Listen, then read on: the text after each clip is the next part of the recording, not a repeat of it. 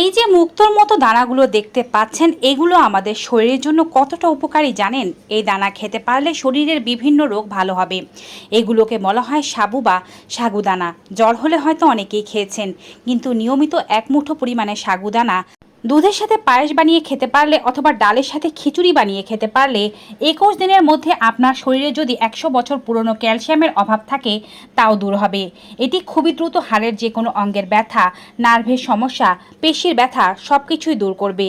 21 দিন খাওয়ার ফলে আপনার ওজন বাড়বে। যদি আপনি নিয়মিত সব খাবার খাওয়ার পাশাপাশি এক বাটি করে সাগুদানা রান্না করে খেতে পারেন, এটি আপনার ওজনকে দ্রুত বাড়াতে সাহায্য করবে।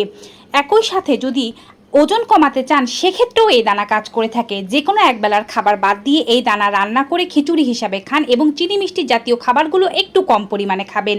ওজন কমে যাবে তরতরিয়ে। ক্লান্তি, দুর্বলতা থেকে শুরু করে কনস্টিপেশন সকল সমস্যার সমাধান করবে এটি।